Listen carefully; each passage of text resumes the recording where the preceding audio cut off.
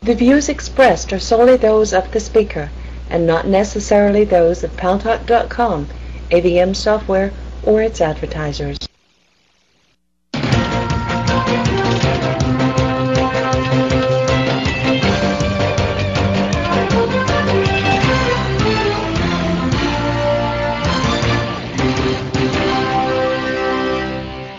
News Talk is Ooh, and I hear myself. News Talk is online. News Talk is a production of Paltalk.com, the largest multimedia interactive program on the internet, with more than 4 million unique users on demand on iTunes and on YouTube and on my blog, GaryBaumgarten.com, where you are welcome to comment, whether you agree with the author or not. Also, we're syndicated by our good friends at CRN Digital Talk Radio, coast to coast across the United States of America into 12 million additional households. I am your host, Gary Baumgarten. Today, we have a great guest. Her name is Suzanne Novak from the Center for Reproductive Rights. She's sitting to my right. Maybe your left. I'm not sure how you see us. Okay. I'm going to get to you in just a second, but before we do, I want to bring something up that happened. We had a caller, we had a guest the other day, Boaz Franco, John Soltz. You remember him from votevets.org? Boys, are you awake? Yes, as a matter of fact, I do remember him. Okay, do you remember when Aziz from Baghdad called and the two of them got into a pretty contentious discussion? And John said to Aziz, you know, the problem is, you know, we shouldn't have been in there in the first place, but now we're in there, but you guys aren't willing to take up the slack, and that's why we are stuck there? Yeah, it was a hot conversation. Well, I wouldn't exactly call it a conversation. It was more like an argument. Right. Well, did you see the New York Times article that said that more than 1,000 Iraqi troops deserted their posts during the recent bloodbath in Basra?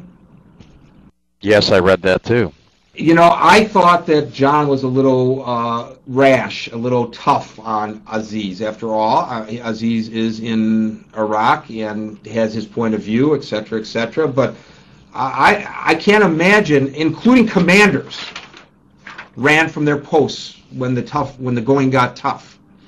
Really a sad situation. I have to say that now I was uncomfortable then when John made his comments, but now I feel a little bit more comfortable with what he had to say.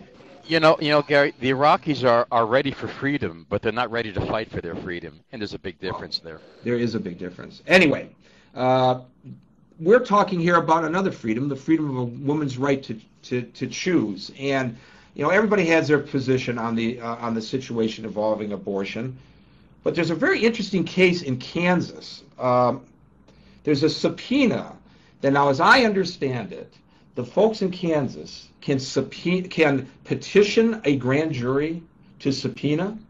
Citizens have that right? The citizens have the right to form a grand jury to send out a petition. All they need is 2% of the population to sign it, and they don't have to have evidence of a crime or anything like that, which is what you would expect before you would have a grand jury convened. And they just get these signatures, and then a grand jury convenes, and they tell the grand jury what they're supposed to do, and then that grand jury can issue subpoenas, which is what happened here. And in this case, Suzanne Novak from the Center for Reproductive Rights, they've subpoenaed the records of an abortion physician that apparently they're trying to close down his clinic. Yes, the petition drive was organized by anti-choice activists, Kansas for Life and Operation Rescue, and they explicitly state on their website that their goal is to shut this facility down, Dr. Tiller, and they're going to stop at nothing, and this is one of the tools that they're trying to use. And so they have subpoenaed records, which his office estimates is over 2,000 records, and trying to get these private records of women who went to seek confidential services from his facility. Now, I know you obviously have a point of view. You've defended women's rights and teenagers' rights to have abortions and all that. But I, from my point of view, regardless of where you stand on the issue of choice, isn't there a privacy issue here? Shouldn't you be able to go to a physician for whatever reason and not worry that your medical records are going to be subpoenaed, made a matter of public record like this? That's absolutely right. Everybody who has ever sought medical services should be concerned about this. first and foremost for this case, it's the women who we're representing that are concerned that their private lives, some of them have tragic circumstances that led to the abortion, that's going to be revealed to the public, the grand jury. But if this is allowed to go forward, who's to say that this won't happen to everyone or any doctor's office that they visit? Especially in states like Kansas that have these citizen-convened grand jury.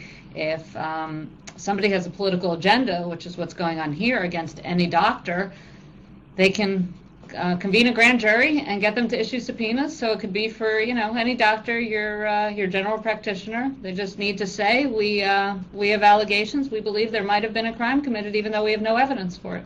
It seems to me, and I don't know whether you would subscribe to this, but I could say it, and you can agree or not, that this is like a legal lynch mob. I mean, this is what it seems to me. Yes. It has a feel of a mob standing outside the sheriff's office and saying, "Marshal Dillon, let him loose so we can string him up from a tree." Oh yeah, I mean, it's a witch hunt. They're after Dr. Cho. He's been subject to investigations before. I mean, he's also been subject to violence, bombings, and the like, and they will stop at nothing. And this is a fishing expedition. There's no basis, there's no evidence that any illegal abortions took place, except they're subpoenaing records left and right, and not only are they subpoenaing records from women who had abortions, they're even subpoenaing records from women who visited the facility and didn't get abortions. Right.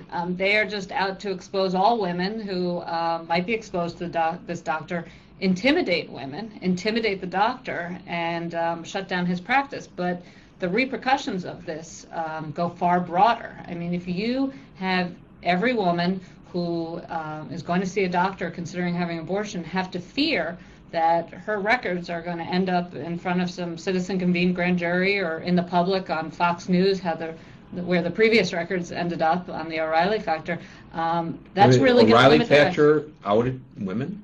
Well, there were records that were previously subpoenaed by a grand jury, and somehow, even though they were supposed to be kept private... Why would he do that? I want O'Reilly. Alan, I want O'Reilly on the show to answer. Why the hell would he do that? For ratings? To intimidate women for ratings? It's disgusting. Don from Chicago. Sorry, I'm choked up on this one a little bit. Don from Chicago. Welcome to News Talk Online on Paltalk.com.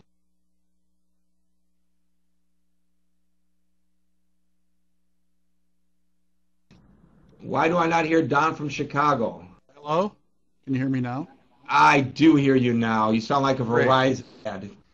Thank you, Gary. Like most stories, I suspect this one has two sides. I wonder if you would actually engage in sufficient amount of intellectual honesty to admit that we're talking about abortion.